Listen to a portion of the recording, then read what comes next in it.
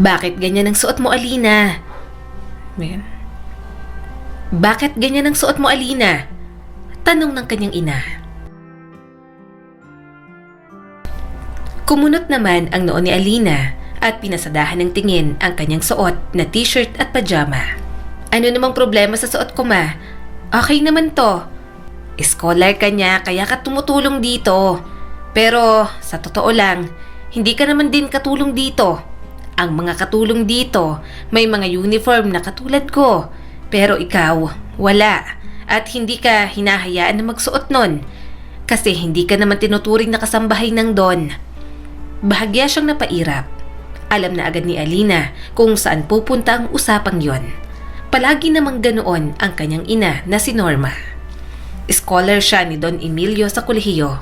Isa siya sa mga pinag-aral dahil nilakad din siya ng kanyang ina na matagal ng kasambahay sa mansyon. Yun nga lang, ang kanyang mama masyadong mataas ang ambisyon. Gustong yumaman, hindi maakit ang matandang Don, kaya halos siya na ang ibugaw. Totoo naman na hindi kasambahay ang turing sa kanya. Gayunpaman, pagtanaw na rin ni Alina yon ng utang na loob. Nakikita rin naman kasi siya roon. Hindi na siya kupkupin ng kanyang tita, kaya sinama na lang siya ng mama niya sa mansyon.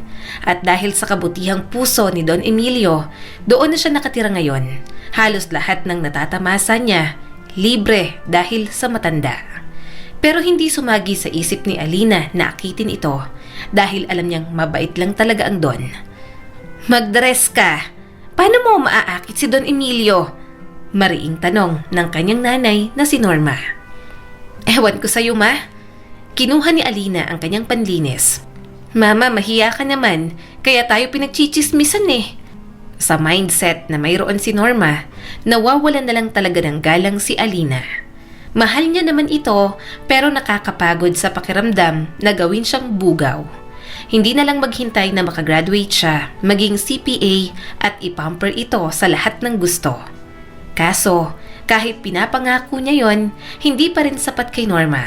Gusto nito yung tipong ituturing na donya. Kung type lang ako ng matandang yon, sana ako na lang, 'di ba? Sabi ni Norma na handang-handang ibugaw ang sarili. Kaso, ikaw yata ang mas type, anak. Napailing na lang si Alina. Ma, hindi ako ang type noon. Matanda na siya. Mahal niya ang asawa niya kahit pumanaw na at maaga siyang nabiyudo. Huwag mong isipin na mga mas batang bet ni Don Emilio. Hindi siya ganon. Huwag ka ring magtaka kung bakit hindi mo maakit. Kasi nga, faithful yon kay Doña Leticia. Huwag mo nang hanggadin maging Doña, ma. Dukha lang tayo. Tanggapin mo na. Nagsimula ng maglinis si Alina sa mga pasilyo. Bago mag-aral at kapag walang pasok, yun ang kanyang ginagawa roon. Minsan, sa pagluluto din siya tumutulong. Gustong-gusto kasi ni Don Emilio ang version niya ng kare-kare. Akala ni Alina, titigil na ang nanay niyang si Norma. Pero wala na talaga siyang magawa sa mga sinasabi nito. Nagtatengang kawali na lang siya. Hindi ka nga dapat naglilinis dito.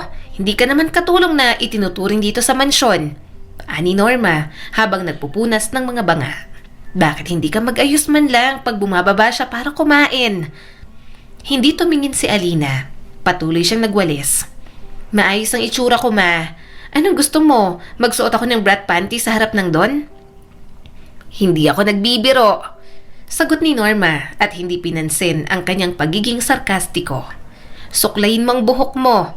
Ngumiti ka.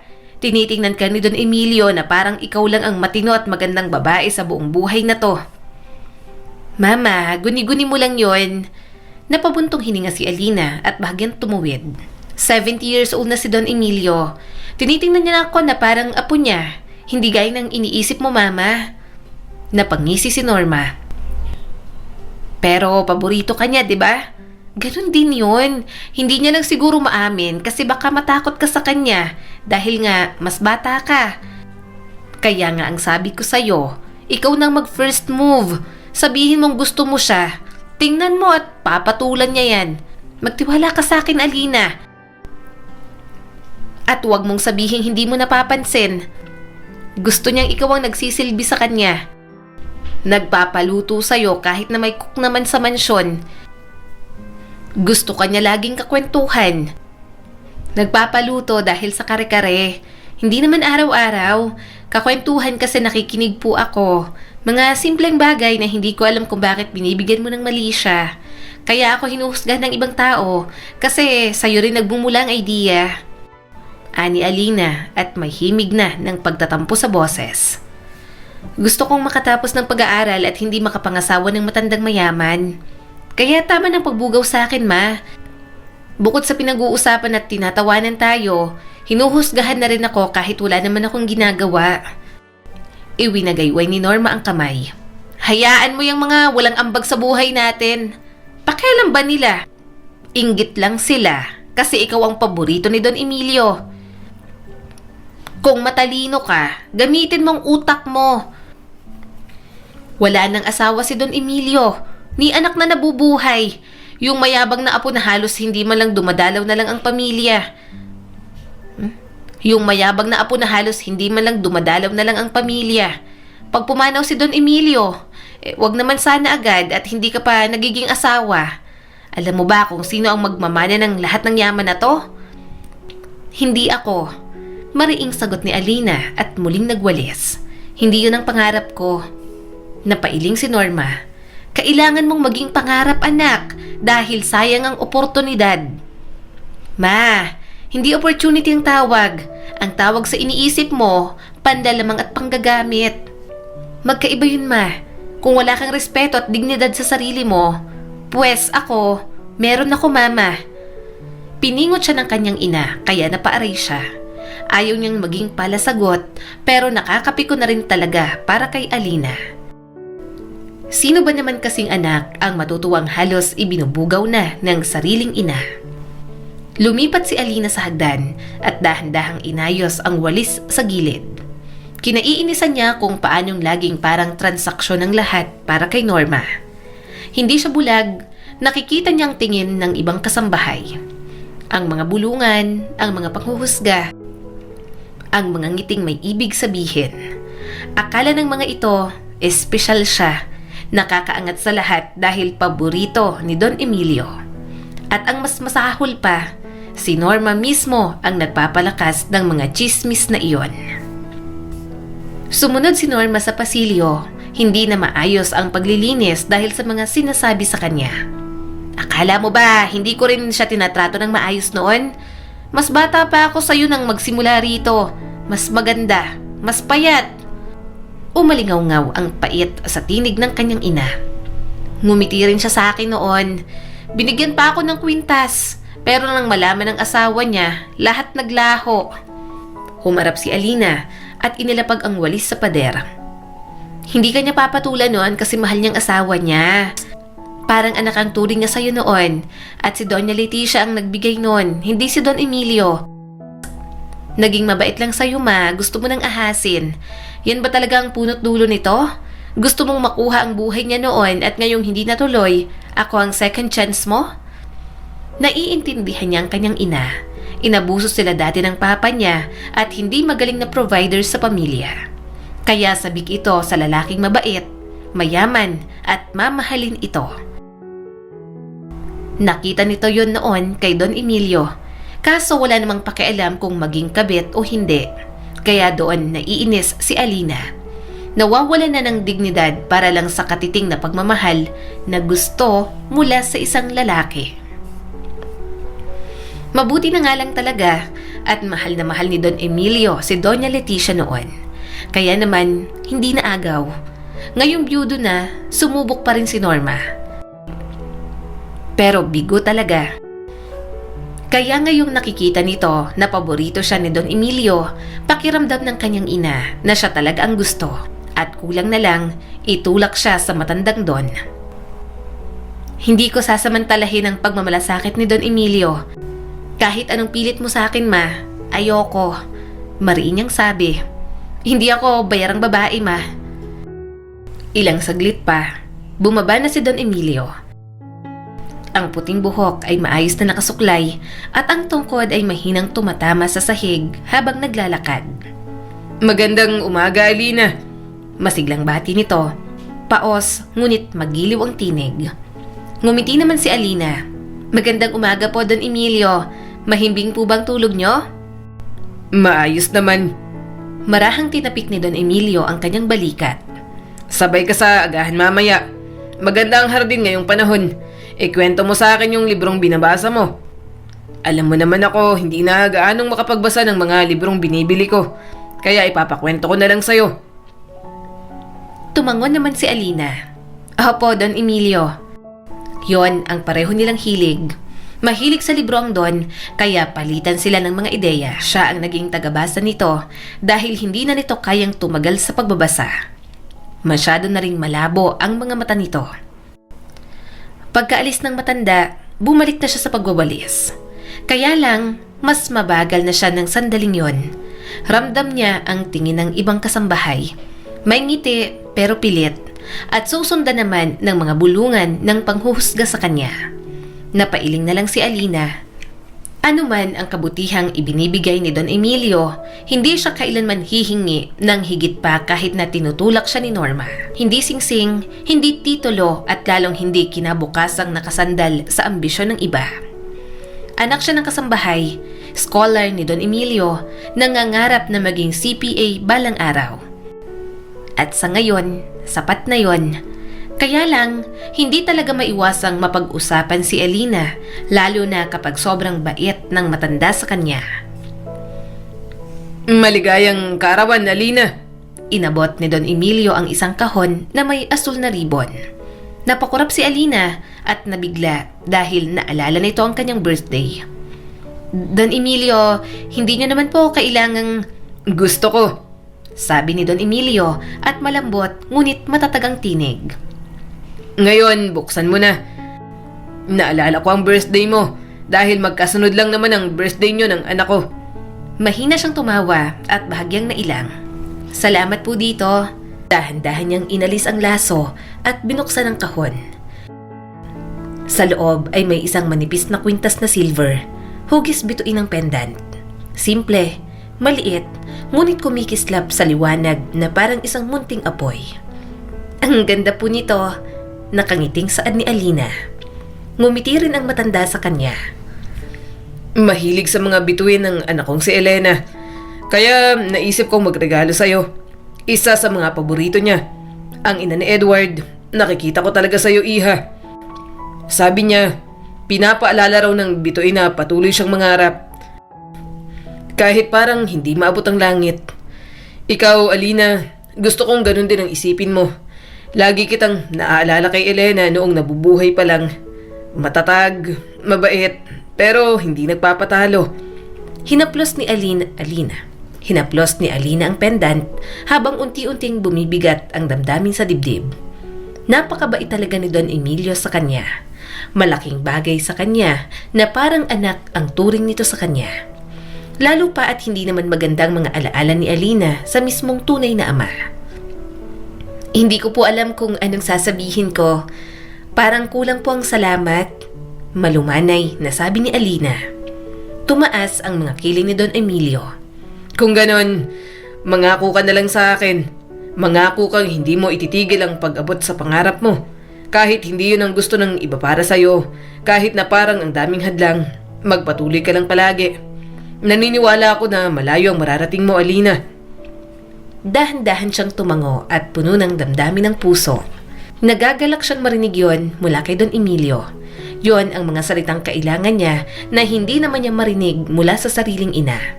Wala kasing ibang inisip si Norma kundi ang pangarap nitong maging donya at ang pilit na ibugaw siya kay Don Emilio. Nangangako po ako, hindi ko po sasayangin ang mga oportunidad na ibinigay niyo po sa akin, Don Emilio. Hindi ko po sasayangin ang mga oportunidad na binigay niyo po sa akin, Don Emilio. Maaabot ko po ang mga pangarap ko kahit anong mangyari. Puno ng katapatang saad ni Alina. Gumuhit ang ngiti sa mga labi ni Don Emilio at tila kontento. Mabuting bata. Inaya siya ni Don Emilio na mag-almusal muli kasabay nito. Gusto sanang tanggihan ni Alina para hindi na pag-usapan pero nagtatampo naman ang Don. Sana hindi mo na ako palaging tinatanggihan. Malungkot kumain ng mag-isa. wala na akong kasama sa mansyon.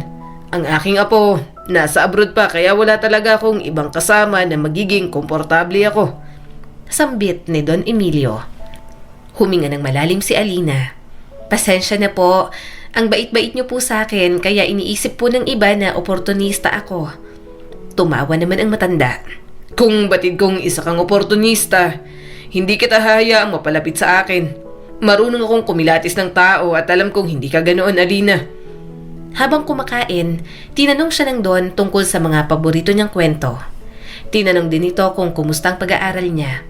Parang isang ama lang na nangangamusta sa sarili nitong anak. Ngunit habang pabalik siya sa loob ng bahay, unti-unting nadurog ang ligaya sa ilalim ng bigat ng mga matang nakatingin. Nagkumpol ang ibang kasambahay sa may labahan, pabulong na tila mga bubuyog na nag-uusap. Nang dumaan si Alina, saglit na natahimik ang grupo at pagkaraan, sabay-sabay na nagtawanan. Ang ganda ng kwintas mo, Alina, ani Mirna, isa sa mga mas matandang kasambahay. Bago ba yan? Nag-alinlangan si Alina na sagutin pero sumagot pa rin siya. Regalo po ni Don Emilio sa akin. Tiningnan ni Nelly ang kwintas. Mukhang mahal. Baka talagang gusto ka ni Don Emilio. Sigurado magyayabang na naman ang nanay mo mukhang pera. Ang anak niya tagumpay sa pagiging sip-sip. Nauto ng amo natin. Alam ni Alina na totoo, pero ayaw niya pa rin marinig ang mga salitang yon. Wala pong ganon. Mabait lang talaga si Don Emilio. At hindi po ako sip-sip. Ano po bang nauto?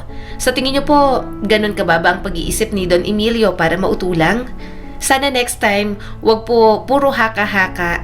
Gamitin din po ang utak para hindi po kayo nagmumukhang ewan sa taong binababa ninyo. Ang sama ng ugali. Naiinis na sabi ni Mirna. Mapakla siyang tumawa. Lahat naman po yata ng tao may kasama ng ugaling na taglay. Dinedepende ko na lang po sa kaharap ko. Hindi na nakapagsalita ang mga ito. Hindi na nakaimik sa mga sinabi niyang totoo naman. Hindi siya basta tumatahimik. May boses si Alina, kaya magsasalita siya. Mabait siyang tao sa taong mabait sa kanya. Pero kapag bastos, ibabalik niya lang ang ugaling ibinigay sa kanya. Hindi sa hindi niya gustong magpatalo, gusto niya lang ng patas, na kung kayang manlait ng mga ito, kayang-kaya niya rin iyon. Mabilis siyang umakyat sa kanyang maliit na silid. Tumayo siya sa harap ng sirang salamin at tinitigan ng sarili. Nagniningning pa rin ang star pendant sa kanyang leeg. Ngunit sa kanyang pandinig, ang mga biro at paratang ay tila sumisigaw. Hindi naman ganun ang ugnayan namin ni Don Emilio. Mahinang sabi niya. Mama naman kasi, kung ano-anong sinasabi, pati mga kasambahay, hinusgahan na rin ako ng malala. Kung makatawag sa akin ng sip-sip, sila naman ang ganon, nakakabwisit minsan. Inalis niya na lang ang kwintas. Maingat niya yung itinago sa drawer sa ilalim ng kanyang mga damit. Baka pagdiskitahan pa ng kanyang ina. Ayaw niya rin na pag-usapan siya sa tuwing nakikita yon ng ibang kasambahay. Susuotin niya na lang kapag may espesyal na okasyon. Makalipas ang ilang oras, nakita siya ni Norma na nagtitiklop ng damit. At ano pa bang aasahan ni Alina sa ina niyang napaka-tsismosa? Narinig ko ang mga usapan ng mga kasambahay. Wika ni Norma. Hindi tumingin si Alina at nagpatuloy sa pagtitiklop. Mama, wag kang issue. Naregaluhan lang ako sa birthday ko. Lumapit si Norma sa kanya. Bakit hindi mo sinusuot ang bigay ni Don Emilio? Dapat ipinagmamalaki mo yan. Marami lang naman silang nasasabi kasi inggit sila sa'yo. Mahilig magregalo at galante si Don Emilio pagdating sa'yo. Tapos, sa kanila, wala namang pakialamang matanda. Suotin mo para maipagyabang mo araw-araw. Na ano? Para mapagyabang ko na may sugar daddy ako? Mama, hindi ako maligawan.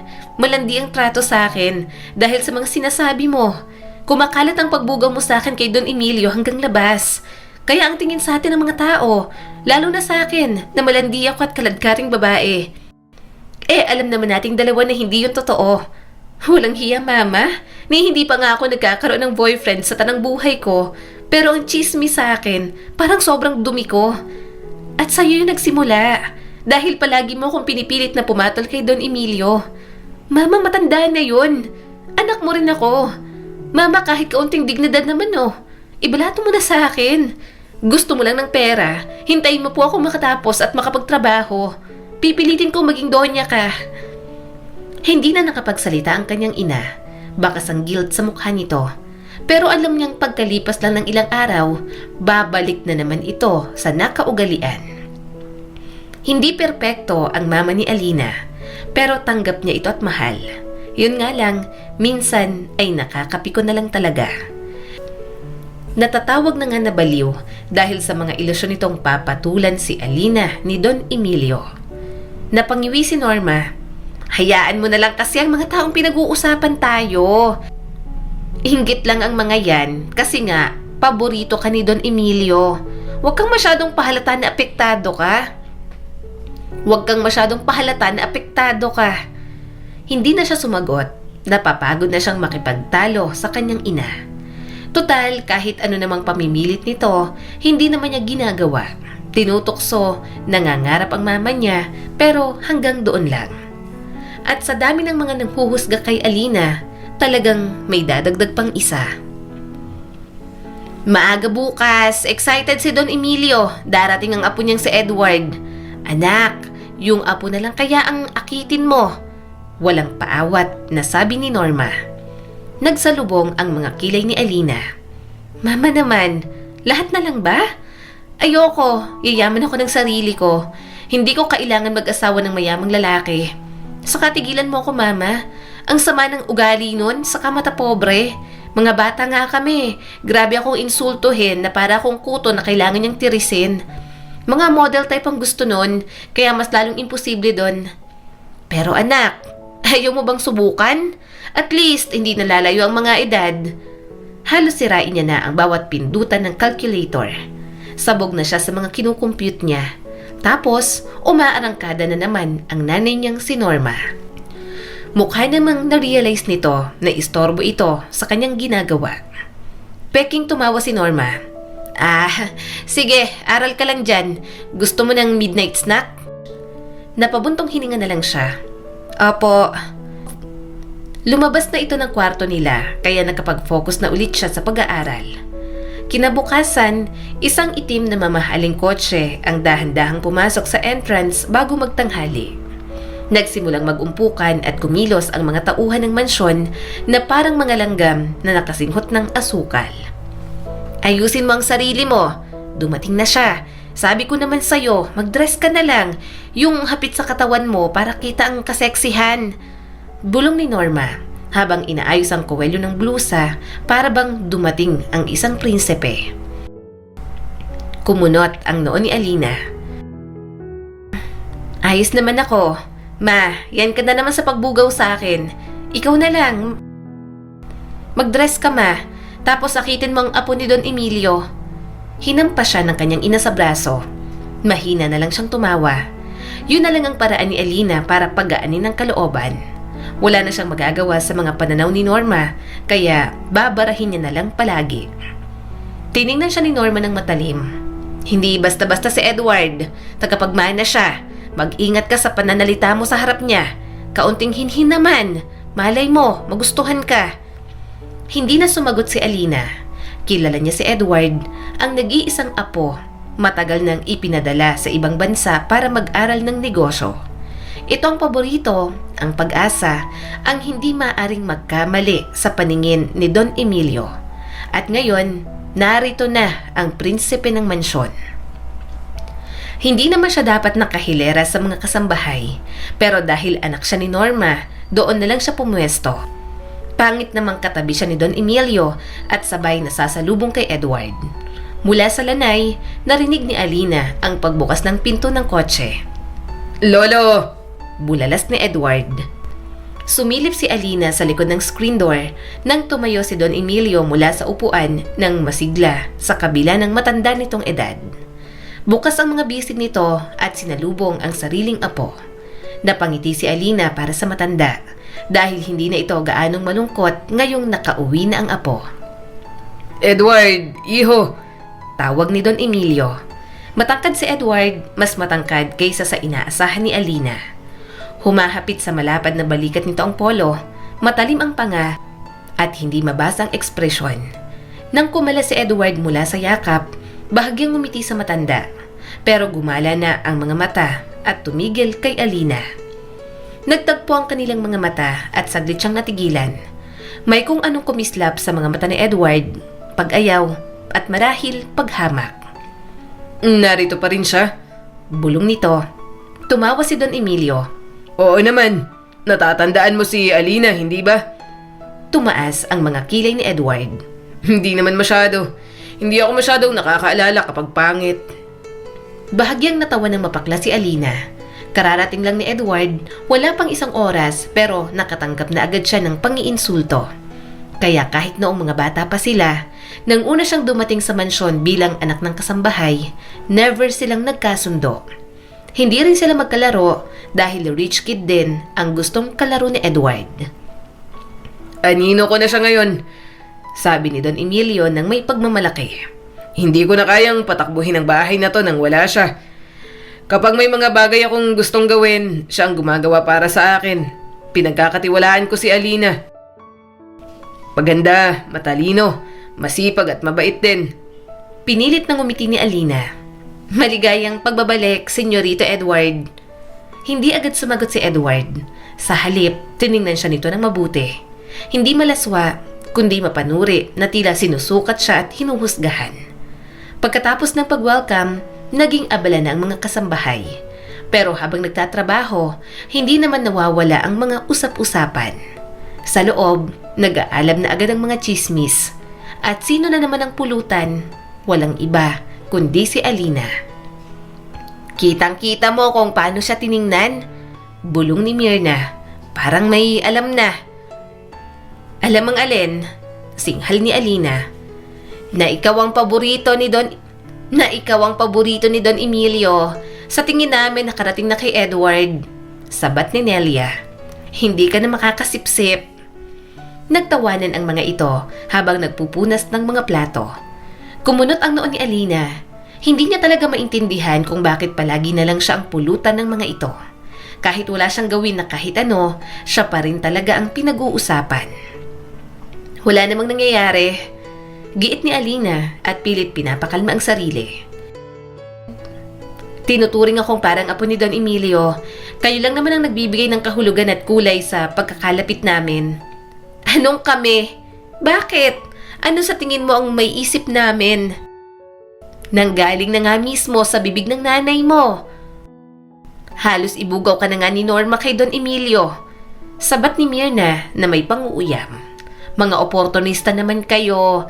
Pero sorry na lang dahil hindi madaling mauto si Senyorito Edward. Pabagsak na inilapag ni Alina ang pitchel sa mesa. Wala akong pakialam sa iniisip niya. Kahit ano pang sabihin niyo, wala akong ginagawang masama at malinis ang konsensya ko. At ang mga sinasabi ni Mama? Bakit? May nakita ba kayong ebidensya na inaakit ko si Don Emilio? Nakita niyo ba kami naghahalikan? Hindi naman, 'di ba? Oo, madaldal si Mama at kung ano-anong sinasabi. Pero kung matalino kayong tao, alam niyo sa sarili niyo na aksaya lang sa oras para maniwala sa kanya. Para magpadala sa panunukso ng sarili kong ina na hindi ko naman sinusunod. Fact check muna bago manghusga. Masyado kayong hayok na may mapag-usapan. Nagmumukha lang kayong mga walang utak. Tinulak siya ng mahina ni Nelia. Sumusobra na talaga yung bibig mo. Ang bastos mo. Akala mo kung sino ka porke paborito ka ni Don Emilio? Tinaasan niya ito ng isang kilay. Wow, kapag ako, mali. Pero kapag kayo ang mga bastos ng bibig, tama? Ganun ba, Nelia? Nanggagalaiti kayo masyado kasi alam niyong paborito ako. Pasensya na. Alam kasi ni Don Emilio kung sino ang nagpapakatotoo at plastic sa mansyon na to. Kapag nakagraduate at nakahanap na talaga si Alina ng trabaho, aalis na siya sa mansyon na yon. Malaki ang utang na loob niya kay Don Emilio, pero kapag kaya niya na, bubukod na siya at isasama ang kanyang ina. Gusto niya ng tahimik na buhay, malayo sa mga taong nanghuhusga sa mga pagkatao nila. Para matigil na rin ang mga kakaambisyon ng mama niya na maging isang donya. At matigil na rin ang chismis na inaakit niya si Don Emilio. Dahil sa totoo lang, nakakawala yun ng respeto sa taong tumulong sa kanila ng kanyang ina noong panahon na hirap sila. Tumawa si Myrna at may halong pangiinsulto. Nakabitin ka kay Don Emilio. Kapag hindi ka pinatulan, kay Senyorito Edward ka tatakbo. Narinig ko ang usapan yung mag-ina kagabi. Sa tingin mo ba, uubra ka sa apo ni Don Emilio? Kaya sige, magyabang ka dyan. Hindi na kami magtataka kung isang araw ay mapalayas kayong mag-ina rito. Ngumisi si Alina. Wow, para namang natakot ako sa sinabi mo. Hindi ko kailanman inangking ganun ako. Hindi ako mapapalayas dahil wala naman akong ginagawang masama. Saka, ingat Myrna. Mamaya, ikaw ang maunang lumayas dito. Tinapos niyang trabaho at nag-walk out na lang. Napabuntong hininga si Alina. Kahit anong paliwanag niya, hindi na talaga magbabago ang tingin ng mga ito sa kanya. Mabagal ang usad ng hapon, iniiwasan ni Alina ang landas ni Edward. Pero para bang mahilig sa malupit na biro ang tadhana sa kanila. Habang nagdidilig sa garden, may narinig siyang manghakbang sa likuran. Lumingon siya at nakita doon si Edward. Kumunot ang noo nito. Alina! Tumindig siya ng tuwid at iniwasan ang sinag ng araw. Wow, sobrang ganda ba ng pangalan ko para banggitin mo? Hindi ko alam na sikat na ako. Humalukip-kip ang binata sa kanyang harapan. Nakatira ka sa bahay namin. Kumakain ka sa mesa namin. Minsan kasabay pa ni Lolo. Suot mo ang kwintas na bigay ng lolo ko na siguradong inungot mo. Nasa abroad pa lang ako. May mga usap-usapan na akong naririnig. Huminga siya ng malalim. Mahilig ang tao sa mga bagay na hindi nila nauunawaan. Alam kong matalino ka, kaya sana hindi ka madaling maniwala. Lumapit ito at mataman siyang tiningnan. Kailangan ko bang mag-alala? Tungkol sa mga binibigay ng lolo ko. Mga bagay na hindi niya dapat ibinibigay. Tulad ng pagtingin, pagpansin at mga bagay na parang kalabisan na.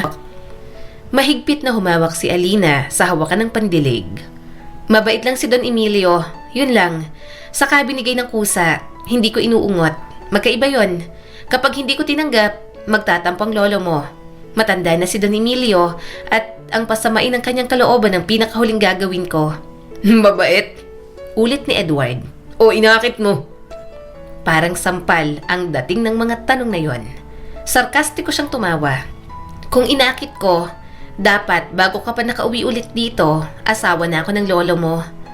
Umigting ang panga ni Edward at mas talong hindi nagugustuhan ang pagiging sarkastiko niya. May mga narinig ako tungkol sa nanay mo sa mga ginawa niya nun.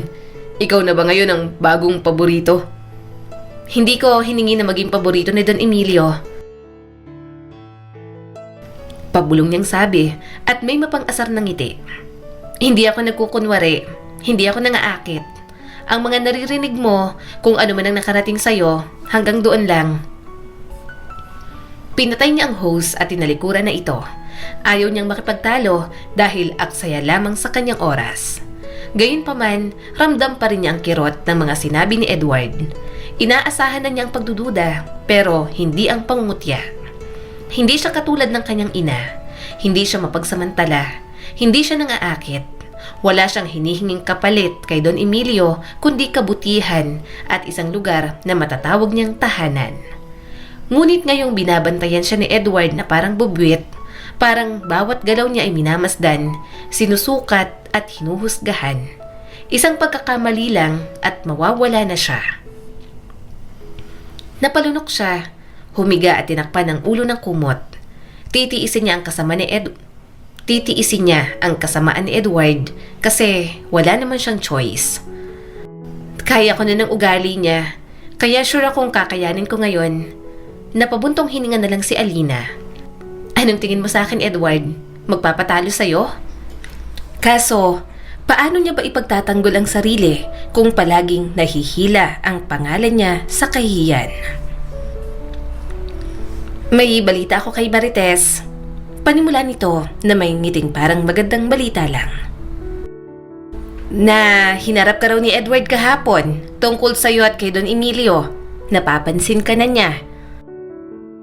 Huminga ng malalim si Alina habang inaayos ang kanyang mga gamit.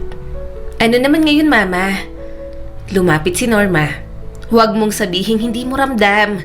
Kahit pa parang malamig siya, hindi pipe ang puso ng lalaki. Lagi na lang napapansin ng babaeng marunong magpahalaga sa sarili. Saka, ang ganda-ganda mo. Siguradong naa-attract yun sa'yo. Mama naman, hindi ganun yon. Walang mali siya. Inaway nga ako. Wala akong ginawa para mapansin. Imposibleng attracted siya sa akin. Tigilan mo na. Mariing sabi ni Alina. Imposible.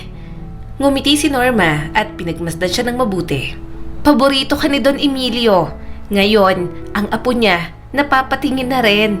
Nasa landas ka na. Nakatitig si Alina at hindi makapaniwala. Anong landas? Mama, tama na.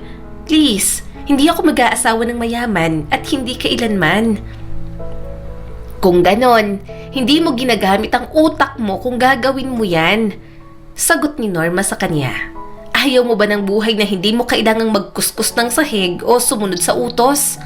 Sariling kwarto, may tanawin, baka may driver pa. Pinangarap ko yan para sa'yo mula pagkabata mo. Saka tagal-tagal pa bago ka maging CPA, mag-iipon ka pa. At least, sariling sikap ko. Kaya kong ipagmalaki ng taas noo sa lahat. Kasi, bunga ng pagod at paghihirap ko kesa magyayabang ako sa yaman ng ibang tao. Magmumukha lang akong manggagamit. Sawang-sawa nang sabi ni Alina. At ang pagyaman, hindi mo pangarap para sa akin. Pinangarap mo yan para sa sarili mo. Naglaho ang ngiti ni Norma. Nagbago ang anyo ng mukha at biglang naging defensive. Itinuring ako ni Don Emilio na parang apo. Mabait siya sa akin, Mama. Dahil mabait siya. Itinuring niya akong pamilya. Wala akong hiningi kundi respeto. Pero ngayon, tinitingnan ako ng mga tao na parang mababa. Na parang ginagamit ko lang ang mukha ko at kabataan ko para lokohin ang matandang lalaki. Mama, alam mo kung bakit? Kasi yun ang pinaparating mo, Ma. Paulit-ulit na lang tayo. Napapagod, nalita niya ni Alina. Napangiwi si Norma at sarado pa rin ang utak sa mga sinasabi niya. Lagi namang may chismis. Hayaan mo na lang. Kung ayaw ni Don Emilio, si Edward na lang. Balang araw kapag napangasawa mo si Edward, titigil din sila't lalapit ng may pakiusap. Napaurong si Alina. Mama, naririnig mo bang mga sinasabi mo? Pakakasalan si Edward? Galit siya sa akin. Akala niya nilalandi ko si Don Emilio. At bakit hindi niya iisipin yon? Ikaw mismo ang nagsasabi sa mga tao na ako ang paborito ng Don, na ako ang magmamana ng lahat. Ikaw ang dahilan kung bakit akala ng lahat gold digger ako at oportunista. Napaatras si Norma at nagulantang sa kanyang mga sigaw. Tinutulungan lang kita para mas madali. Hindi, Mama. Putol ni Alina habang nanginginig ang boses. Pinapahiya mo ko. Sinisira mo ang dignidad kong pinaghihirapan kong mabuo. Mama naman, hindi ka ba talaga titigil? Malakas siyang sinampal ng kanyang ina. Huwag mong gamitin ang tono na yan sa akin. Mama mo pa rin ako. Lumandas ang mga luha ni Alina sa mga sinabi ni Norma. Paano siya hindi pipitik kung paulit-ulit na lang sila sa bagay na yon? Kahit ilang beses niyang sabihin na ayaw niya, pinipilit pa rin talaga ni Norma. Gusto mong ipagmalaki ko ang atensyon nila? Patuloy ni Alina at baka sa tinig ang luhang hindi makawala. Pati ang kay Edward, pero tingin niya sa akin marumi. At ikaw, pinapalala mo pa. Ikaw mismo ang nagpapalaganap ng kwento. Ni minsan, hindi mo ko tinanong kung ano ba talagang gusto ko. Tinakpan ni Alina ang mukha at hindi napigilan ang paghikbi. Ayoko na nito. Ayoko nang laging tinitingnan na para may kasalanan ako. Hindi na ako makahinga, Mama. Sukong-suko na ako sa'yo. Hindi kumibo si Norma. Nanatiling tahimik at bakas ang pagsisisi sa mukha. Hindi na naghintay si Alina ng sagot. Lumabas siya ng kwarto nila at dumaan sa pasilyo. Tuluyang bumagsak ang mga luhang pinipigilan niya kanina pa. Mahal ni Alina ang kanyang ina, pero minsan hindi niya na alam kung paano pa ito mamahalin dahil sa mga gusto nitong mangyari. Subalit sa lahat ng sama ng loob na iniiyak ni Alina, may isa pa pala na mas magpapaiyak sa kanya. Dahan-dahang bumangon si Alina mula sa kanyang kama dahil sa isang katok. Mabigat ang pakiramdam ng kanyang dibdib na para bang may nakapatong na kung ano na hindi niya maipaliwanag. Binuksan niya ang pinto at nadatnan si Armando, ang driver ni Don Emilio. Maputla ang mukha nito at mahigpit ang pagkakapisil ng labi. Wala na si Don Emilio. Mahinang sabi nito. Kumunot ang noo ni Alina. Hindi pa maintindihan ang sinasabi ni Armando. Ano po? Si Don Emilio? Habang natutulog kagabi, ewan ko, bangungot yata. Basta hindi na siya nagising. Bumangon na kayo dyan, maghahanda na para sa burol. Malungkot na saad nito sa kanya. Itinaas ni Alina ang kanyang mga kamay sa bibig. Hindi niya napigilan ang mga luha sa biglaang balita na yon. Tumango siya ng tahimik, pumasok mula sa kanyang silid at marahang isinara ang pinto. Samantala, natulala na rin ang kanyang ina na hindi makapaniwala sa balita ng umagang iyon. Matagal siyang nanatili sa gilid ng kama. Hawak-hawak ang kwintas na ibinigay ni Don Emilio. Bumalik sa alaala niya ang tinig nito. Hindi niya mapigilan ang lungkot, lalo na at para itong naging ama sa kanya. Nang tumayo siya sa wakas, tila ba ibang mundo ang buong bahay. Mas lalong naging tahimik ang mansyon. Sa mga sumunod na araw, nangyari na ang burol ni Don Emilio. Nagtipon ang mga kasambahay. Naroon na si Norma, pabulong na nakikipag-usap kina Marites at isa pang kasambahay. Hindi siya lumapit, nanatili siya sa malayong sulok habang yakap-yakap ang sarili. At saka dumating si Edward. Naka-gray itong damit at itim na pantalon. Namumugto ang mga mata, ngunit walang luhang tumutulo. Parang ilang araw na itong walang tulog, ngunit nandoon pa rin ang matatag na postura. Sa mga lumipas na araw, nanatiling tahimik ang mansyon, subalit isang balita ang yayanig sa lahat. Pinatawag din kasi siya ng abogado ni Don Emilio. Salamat sa inyong pagdalo ngayon, Panimula ni Attorney Hermoso habang binubuksan ang ilang dokumento sa mesa sa gitna. Ako ang abogado ng yumaong si Don Emilio Rosario. Ilang ulit niyang binago ang kanyang testamento nitong mga nakaraang taon. Ang huling bersyon ay nilagdaan 3 buwan bago siya pumanaw, habang nasa malinaw at matatag na pag-iisip. Napalunok si Alina nang magkatinginan sila ni Edward. Masama ang tingin nito sa kanya na para bang anumang oras, sisipain na lang siya palabas. Ayaw niya rin naman doon, pero hindi niya batid kung bakit kasama pa siya sa kakausapin ng abogado ni Don Emilio. Medyo kakaiba ang habiling ito, Babala ng abogado. at tiyak na magdudulot ng mga tanong sa inyo mamaya. Napansin ni Alina ang bahagyang paggalaw ng kilay ni Edward. Nagsimulang magbasa si Attorney Hermoso. Para sa mga tapat at matagal ng kasambahay, nag-iwan si Don Emilio ng mga halaga. Ilang kasambahay ang napaiyak. Yumuko si Armando matapos marinig ang pangalan at ang halagang ibinigay dito. Ilang taon na rin naman kasi itong driver ng pamilya. Pagkatapos ay nagpatuloy ang abogado. Para sa aking apo, si Edward Rosario, iniwan ko ang Rosario Manor, ang aking mga shares sa kumpanya, lahat ng ari-arian, at ang natitirang art collection ng pamilya. Subalit makukuha lang kung siya ay magpapakasal kay Alina Reyes, na anak ni Norma Reyes, sa loob ng 1 taon matapos ang aking kamatayan. Nagulat ang lahat nang marinig iyon.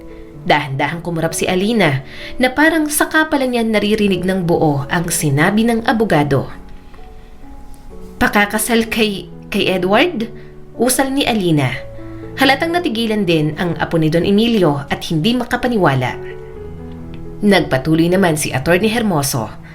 Kapag nabigo siyang pakasalan si Alina sa itinakdang panahon, ang lahat ng pamana kabilang ang bahay, mga negosyo at trust fund ng pamilya ay mapupunta sa Rosario Foundation for Social Housing, alinsunod sa dating probisyon.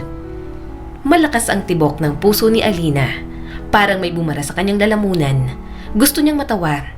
Kahit isang beses, hindi nagpahiwatig si Don Emilio na gusto siyang ipakasal kay Edward. At para kay binibining Alina Reyes, Dagdag ng abogado na ngayon nakatingin na sa kanya. Iniwan ni Don Emilio ang isang malaking bahagi ng trust fund ng ari-arian, pati ang villa sa isang isla at lifetime access sa Rosario Educational Foundation para sa kanyang pag-aaral sa parehong kondisyon. Nanuyo ang lalamunan ni Alina. Ano? Nag-atubili ang abogado, saka muling inulit. Lahat ng ito ay nakasalalay sa kasal. Kapag hindi ito naganap sa loob ng 1 taon, wala sa inyo ang makakatanggap ng mga nabanggit na pamana. Lahat ay mapupunta sa charity.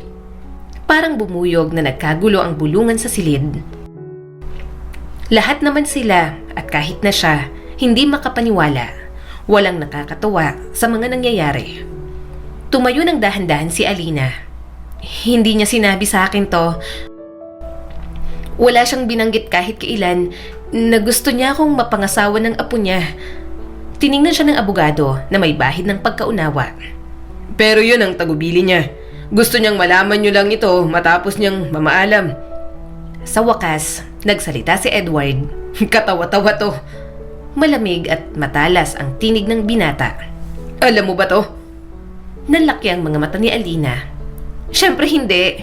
Sa tingin mo ba papayag ako sa ganito kung alam ko? Ayokong makasal sa katulad mo. Kaya pala napalapit ka sa kanya. At ngayon magugulat ka na kasama ka sa habilin. Singhal ni Edward. Parang sinampal si Alina sa mga sinabi nito. Malay ko bang pamamanahan ako at gagawing kondisyon yon? Umupo si Alinang muli at bahagyang nahilo sa mga nangyayari. Maingay ang paligid, ngunit tanging ang mga salitang yon ang umaalingaw-ngaw sa kanya. Tiningnan niya si Edward na ngayon naglalakad paikot, halatang nag-iisip na rin sa kinalalagyan nilang sitwasyon. Hindi ko to ginusto, bulong ni Alina. Tumingin si Edward sa kanya. Sa loob ng isang saglit, may lumitaw sa mga mata ng binata. Hindi galit, hindi rin tiwala, kundi pagdududa. Tumingin si Edward sa larawan ni Don Emilio sa itaas. Ang ngiti ng matanda sa painting ay tila mas tuso ngayon, na para bang kahit wala na ito, alam na agad nitong mayayanig sila sa iniwang habilin. Simula ng araw na yon, mas lalong ibinida ni Norma ang balitang iyon. Paulit-ulit na lang siyang naiinis dahil wala namang nakakatuwa sa mga nangyayari. Alina! Natutuwang sigaw ng kanyang ina. Nagtagumpay ka, iha! Nagtagumpay ka! Napangiwi si Alina. Batid niya kung bakit sobrang saya nito. Pakiramdam siguro ni Norma, nagbunga na lahat ng pamimilit nito sa kanya. Pero hindi ganoon ang nangyari dahil mukhang may iba pa palang intensyon si Don Emilio. Ang anak kong pinagtawanan ng lahat, ikaw ang magiging may-ari ng Rosario Manor. Nakangiting sabi ng kanyang ina. Mama, pakiusap. Pabulong, ngunit mariin ang sabi ni Alina habang lumilinga-linga papunta sa malaking bahay. Huwag kang maingay. Ni hindi siya pinansin ni Norma at agad siyang niyakap. Minahal ka ni Don Emilio na parang anak. Ngayon, magiging manugang sa apo mo pa siya. Naiintindihan mo ba ang ibig sabihin niyan? Ibig sabihin, hindi ako makahinga. Ungol ni Alina. Binitiwan siya ni Norma, ngunit agad hinawakan ang magkabilang pisngi. Ibig sabihin, panalo tayo anak. Panalo na tayo. Isang hakbang ang binawi ni Alina. Hindi ito tagumpay, Mama. Hindi nga ito totoo. Namilog ang mga mata ni Norma. Iniisip mong biro lang ang testamento ni Don Emilio? Hindi, bulong ni Alina. Naniniwala akong totoo ang hangarin niya, pero hindi ito ang gusto ko. Napailing si Norma. Gusto mo rin ito. Natatakot ka lang. Ganyan ka talaga. Masyadong mahina. Ni hindi ako gusto ni Edward. Sigaw ni Alina, naiinis na sa kapipilit ng kanyang ina. Iniisip niyang pinagsamantalahan ko ang lolo niya. Hindi niya rin naman ito ginusto. Wala siyang pagpipilian. Sigaw ni Norma. Sa tingin mo ba, isusuko niyang milyon-milyong ari-arian? Rosario Enterprises? Ang buong mansyon? Baka nga isuko niya. Tumawa si Norma, isang tawang malalim. Halos parang kutsilyong pinatalim sa tagal ng paghihintay. Huwag kang siraulo, Alina. Lalaki man o babae, sinusunod ng lahat ng pera. Kumirot ang puso ni Alina. Bakit parang ikaw ang mas masaya kaysa sa akin? Dahil ako nga. Mariing sagot ni Norma. Akala mo ba nagtiyaga ako maging kasambahay dahil gusto ko? Akala mo mananatili ako rito? Pinagtabuyan, hindi pinansin. Ginawa akong anino dahil wala akong ibang mapupuntahan? Umiwas ng tingin si Alina. Naiinis na talaga ang kalooban niya. Mas lalong lumalabas ang pagka-oportunista ng kanyang ina. Nagtiis ako kasi naniwala akong darating ang araw na aangat din tayo. Ngayon, heto na. Nanatili ka, mahinang sabi ni Alina. Dahil gusto mong mahalin ka ni Don Emilio at ang hindi niya ginawa, lahat ng pangarap mong nabigo, ipinasa mo sa akin. Nagkatitigan silang mag-ina. Kapwa humihinga ng mabigat. Napailing si Norma. Kung may utak ka, iingatan mo. Pakasalan mo ang lalaki. Magpasalamat ka sa yumaong nagbago ng buhay mo. Tinitigan siya ni Alina. Paano kung ayoko ng buhay na to? Lumamig ang boses ni Norma. Eh di isa kang hangal. May halaga sa akin ang sinasabi ng mga tao, ma. Halos pasigaw ni Alina. Iniisip nilang inakit ko ang isang mamamatay na matanda para sa pera. Tinatawag nila akong babae ni Don Emilio. Pati ang mga kasambahay, mga taong ilang taon na rin nating kasama. Tinitingnan nila ako na parang basura. Alam mo ba ang impact sa akin nun, ma? Sa tingin mo ba, sasabihin pa nila yan kapag donya ka na dahil sa mga rosaryo? Matalim na sagot ni Norma. Kapag nasa kotse ka na imbes na sa tricycle, igagalang ka nila, Alina. Kahit ayaw nilang gawin, luluhod sila dahil mayaman ka na. Pero ayoko ng galang na may kasamang galit. Bulong ni Alina. Ang gusto ko, peace of mind sa sarili ko. Nag-iba ang mukha ni Norma na tila ba may halong lungkot at panlalait. Kung yan ang gusto mo, hindi ka magtatagal sa mundong to. Tumalihi si Alina palayo.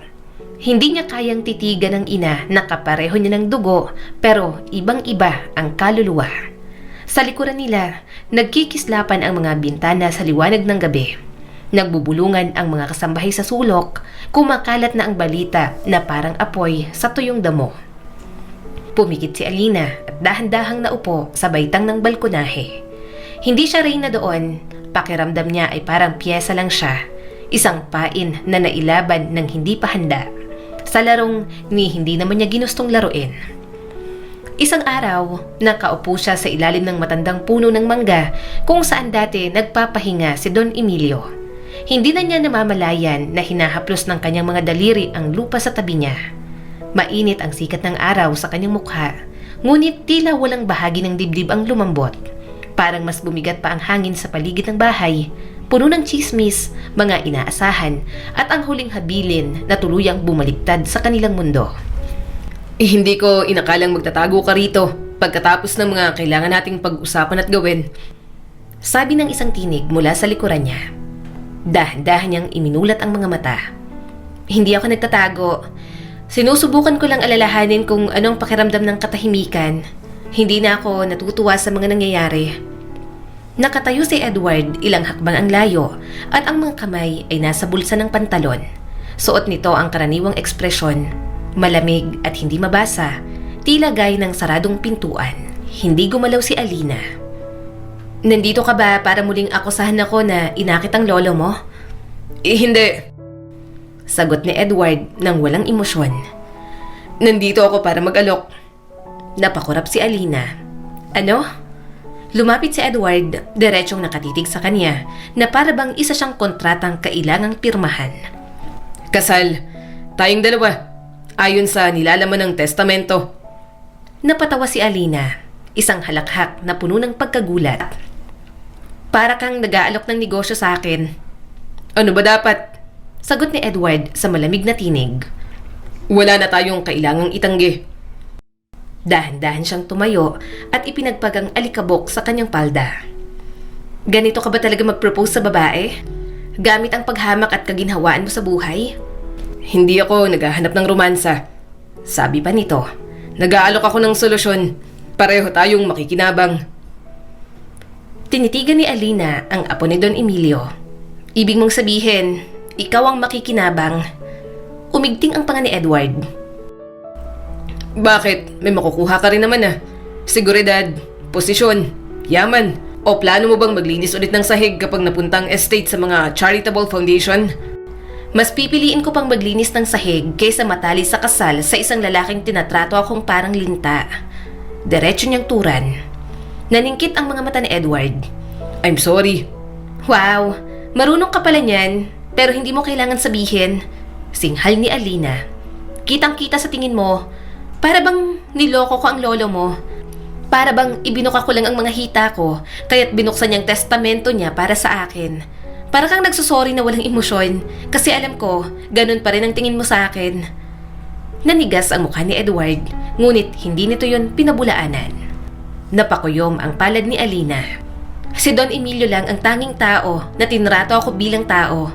Hindi bilang ari-arian, hindi bilang basurang dapat itago. At ngayong wala na siya, ang natira na lang ay ang mga kagaya mong pilit akong binabahiran ng kasinungalingan habang suot ko ang yaman nyo ngayon na hindi ko naman hiningi. Huminga ng malalim si Edward at pinilit gawing banayad ang tono.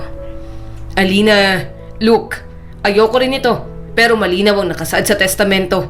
Magpapakasal tayo o mawawala ang lahat.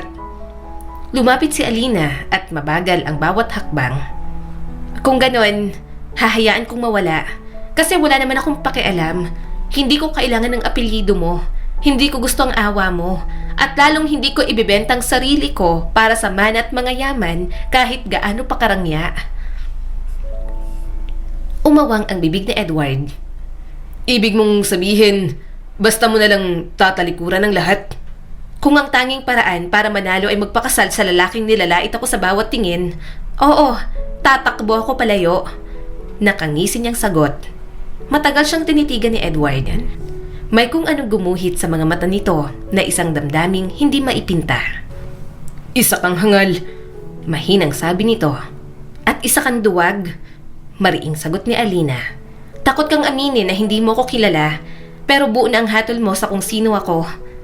Alam ko ang mga sinasabi ng tao. Matagal na nilang sinasabi yan. Putol ni Alina. Mula pa nun, nung pinaupo ako sa tabi ng lolo mo sa tanghalian at hindi sa kusina. Puro kalasuan ang iniisip nila sa kabaitan ni Don Emilio.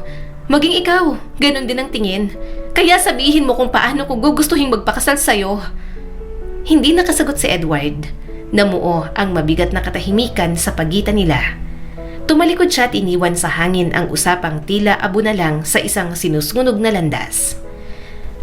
Mabuti na lang, hindi siya sinundan ni Edward. Baka mas mabugahan niya pa ito ng apoy dahil sa mga gusto nitong mangyari. Sanay na si Alina sa katahimikan. Para na yung naging ligtas na space niya sa mansyon mula nang alokin siya ni Edward na magpakasal. Ngunit may nagbago. Nagsimula yon sa maliliit na bagay.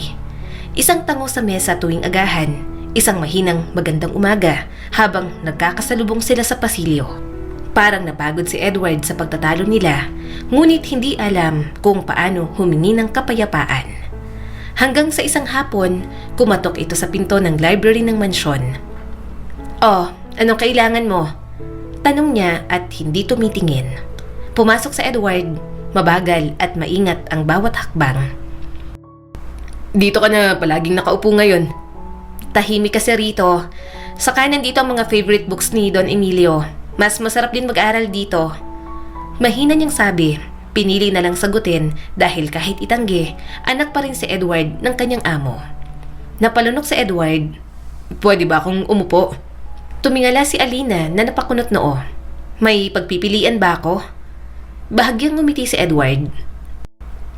Meron naman, pero kung pagbabawalan mo ko, pipilitin ko pa rin at makikiusap ako hanggang makulitan ka. Umupo ito sa upuang katapat ni Alina at tiningnan ang paligid. Binabasahan ako rito ni Lolo ng mga kwento noon.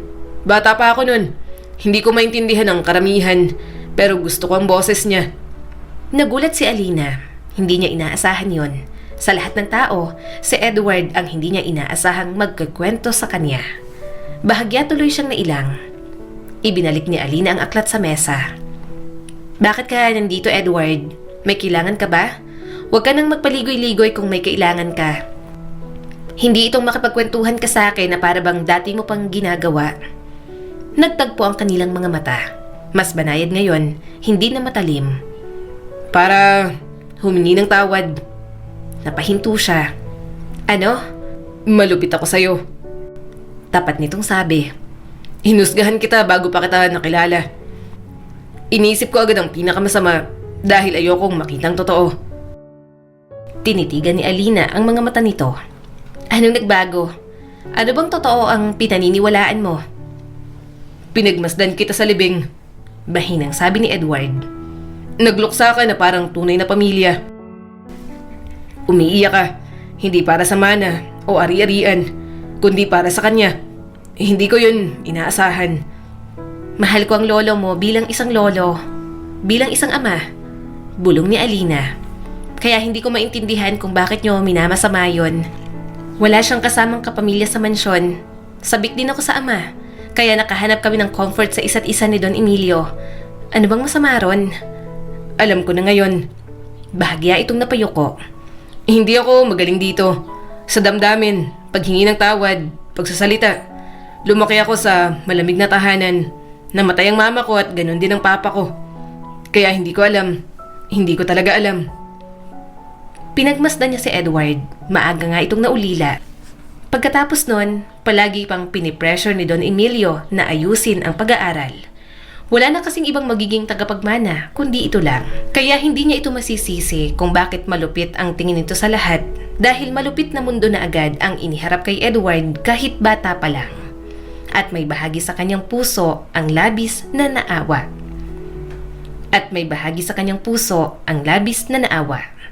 Simula noon, sabay na silang kumakain ng agahan. Sa unay tahimik, pagkatapos ay unti-unting naging komportableng katahimikan. At least kahit paano, nagkaroon sila ng kapayapaan sa isa't isa. Naalala mo pa bang buhay bago ang lahat ng to? Tanong ni Edward habang naglalakad at nakaipit ang mga kamay sa likod. Tumawa si Alina ng mahina. Ibig mong sabihin, bago ako isama ng lolo mo sa testamento at sirain ang buhay ko?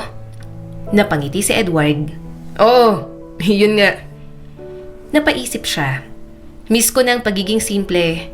Nagsisigang ako at nagwawalis, pero tahimik ang gabi. Walang bulong sa paligid. Walang matang parang hinuhusgahan ako. Nakakaloka naman kasi ang lolo mo. Ano kayang nasa isip niya at bakit gusto niyang magpakasal tayong dalawa? Alam niya namang hindi tayo magkasundo. Humalakak naman si Edward. Pero magkasundo na naman tayong dalawa ngayon.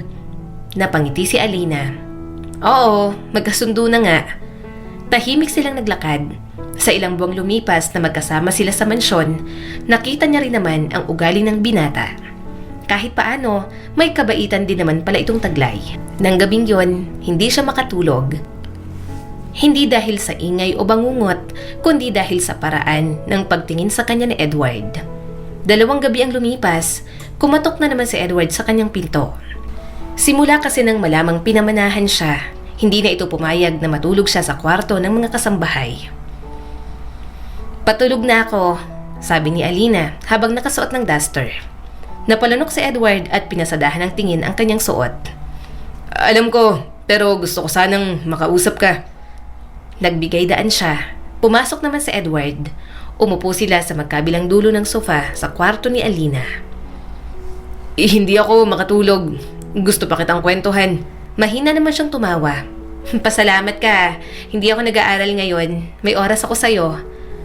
Kung ano-anong pinag-usapan nila ng gabing yon. Habang nagkukwento, nakatitig lang sa kanya si Edward at madalas na napapangiti.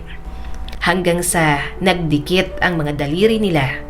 Nag-iba bigla ang hangin sa pagitan nilang dalawa. Iba ang tingin ni Edward ngayon. Hindi na may paghihinala, hindi na parang kalaban, kundi may pananabik, may damdaming delikado at tila malambing. Mabilis ang tibok ng puso ni Alina. Edward! Unti-unting lumapit si Edward at naramdaman niya ang mainit nitong hininga sa kanyang pisngi. Sabihin mong tumigil ako. Hindi niya masabi dahil may bahagi sa puso niya na gusto na rin. Simula nang mawala ang mga pagtatalo nila ng binata, nakita niya na ito sa ibang anggulo. Nagtagpo ang mga labi nila. Maingat sa una, may pag-aalindangan. Pero nang paulit-ulit na, mas lumalim pa at parang mauubusan na si Alina ng hininga. Nagtagpo ang mga damdaming matagal nang itinago. Inalalayan ni Edward ang bewang niya.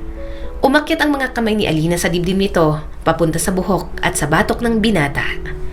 Nang maghiwalay ang mga labi nila, pareho silang hingal sa nangyari. Pwede bang dito ako matulog? Bulong ni Edward.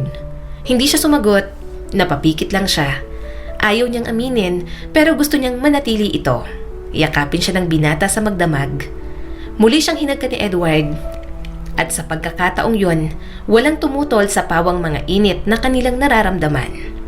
Nahulog ang mga saplot nila sa isa't isa, kasabay ng mga paghingal.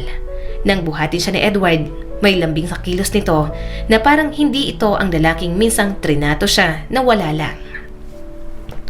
At sa pagkakataong yon, alam ni Alina na simula ng gabing yon, marami na ang magbabago. Sa mga sumunod na araw, nagkaroon ng mas angat na antas ang ugnayan nila ni Edward. Alam ni Alina na attracted sila pareho sa pisikal na paraan. Palaging may tensyon kapag magkasama sila. Klase ng tensyon na kay Edward niya lang din nararamdaman. Kaya kahit paano, umaasa siya na may damdamin yon. Kahit hindi nila sinasabi ni Edward na mahal nila ang isa't isa. Kaya nang inaya siya nito na magpakasal, tinanggap niya na rin naman. Ayaw ni Alina magpakasal. Tama rin naman ang lahat na pareho silang makikinabang. Isa pa, ayaw niya pa rin mawala kay Edward ang pamana nito. Lalo na at sa binata naman talaga yon. Ayaw niyang maging dahilan ng pagiging miserable ng apo ni Don Emilio. Alina Reyes Rosario. Pagbanggit ni Alina sa bago niyang pangalan. Parang banyaga at sagrado ang pangalang yon habang nakasulat sa papel. Nakatayo si Edward sa tabi niya at hawak ang kanyang bewang. Tiningnan din niya ang singsing na sinuot kanina ng binata sa kanyang daliri. Nagkatinginan sila at hinaplos ng apo ni Don Emilio ang kanyang pisngi. Napangiti si Alina. May init na dumadaloy mula sa haplos ng asawa niya. Matatag at parang isang pangako. Congratulations! Bati ng Wes habang kinakamayan sila. Salamat! Sagot ni Edward, tapos ay lumingon ito kay Alina at inalok ang braso. Tayo na, Mrs. Rosario. Hindi napigilang ngumiti ni Alina. Sabay silang naupo sa kotse. Matagal silang hindi nagsalita, pero hindi na malamig ang katahimikan dahil may kasama ng mainit na damdamin at payapang presensya. Dumampi ang hindalaki ni Edward sa pulso niya. Isang kilos na napakalambing kaya napapitlag ang puso ni Alina. Pasensya na kung hindi natin nagawang mas espesyal ito. Biglang sabi ni Edward. Napakibit balikat si Alina. Anong ibig mong sabihin? Ang kasal, ang seremonya, masyadong simple. Gusto lang kasi kitang pakasalan agad. Ayoko namang patagalin pa lalo na't may nangyari na sa ating dalawa. Malumanay na sabi ni Edward. Uminit ang dibdib niya sa munting pag-ibig. Okay lang, hindi naman ako nagrereklamo. Busy din mag-asikaso ng kasal. Nag-aaral ako kaya mahirap isingit sa time. Alam mo, masaya ako na naisip mong pakasalan ako. Hindi lang dahil sa pamana ni Don Emilio, kundi sa connection na nabuo nating dalawa.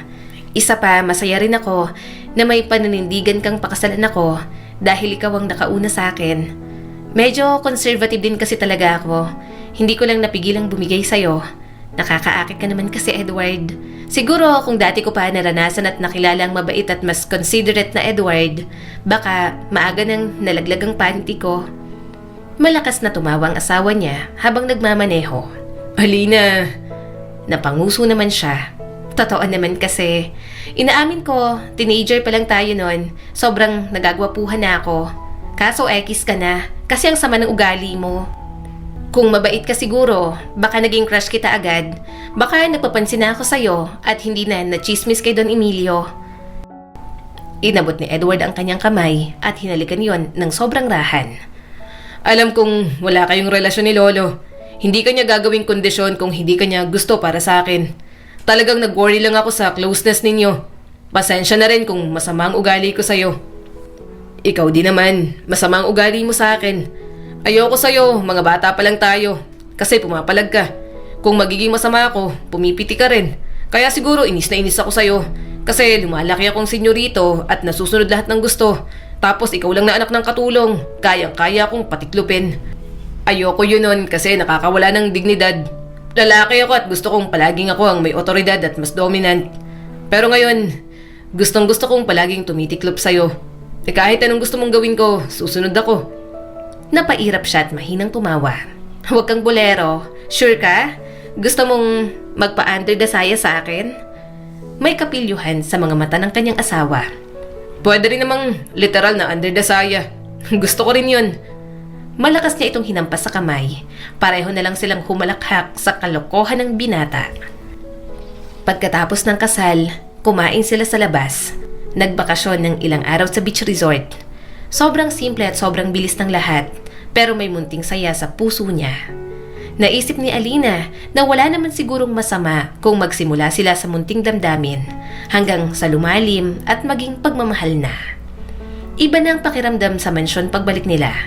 Hindi sa itsura, kundi sa atmosphere na ibinibigay sa kanila. Wala na ang malamig na panunuri. Ang mga kasambahay na dating palihim kung tumingin at magbulungan ay hindi na halos makatingin. Kumikilos na ang mga ito ng may maingat na galak. Kung tutuusin, pwedeng gumanti si Alina. Pwede niyang palayasin ang mga taong dumurog sa pagkatao niya ng ilang taon. Pero hindi niya ginawa dahil kahit na naging masama ang mga ito sa kanya, kaya niya pa ring magpakatao. Alam ni Alina na bawat kasambahay sa mansyon na yon may binubuhay na pamilya sa malayo. Hindi na lang awa sa mga nanghuhusga sa kanya, kundi awa sa mga taong umaasa sa mga ito. Alam ko na noon pa, sabi ng kanyang ina na si Norma na parang may kausap.